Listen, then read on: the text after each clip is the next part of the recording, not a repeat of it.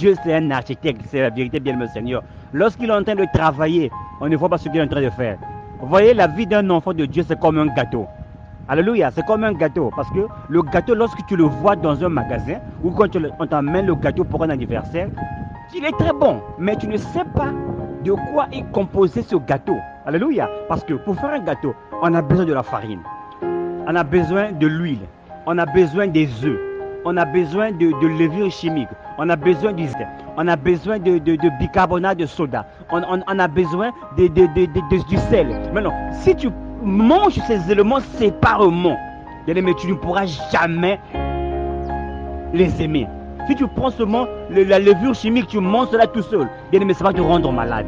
Ce qui se passe dans la vie d'un chrétien, si tu regardes les épreuves que tu passes dans ta vie, séparément, regarde ces épreuves comme un gâteau, comme une œuvre, comme une architecture que Dieu est en train de bâtir. Parce que lorsque tu prends la farine, tu mets le sucre, tu mets la levure, tu mets le zeste, tu mets les œufs, tu mets l'huile, tu remues cela, ça forme une pâte. Mais cette pâte, tu ne peux pas la manger comme ça, tu vas tomber malade. La pâte doit être mise au four.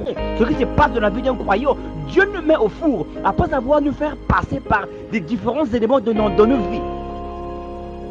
Avoir traversé des différents éléments, des problèmes dans nos vies. Qu'est-ce que Dieu fait? Il te met dans le four. Et lorsque la température est normale, bien aimé le Seigneur, tu sors comme un gâteau tout cuit. Un bon, lorsque tu goûtes un bon gâteau. Lorsque les gens te voient, ils veulent être comme le pasteur Joe. Ils veulent être comme le frère Terence. Ils veulent être comme le frère Francis. Ils veulent être comme telle soeur, comme telle. Mais ils ne savent pas par quoi tu es passé. Aujourd'hui, tu as un gâteau fini. Les gens dégustent ta vie. Les gens sont bénis autour de toi. Mais ils ne savent pas par quoi tu es passé.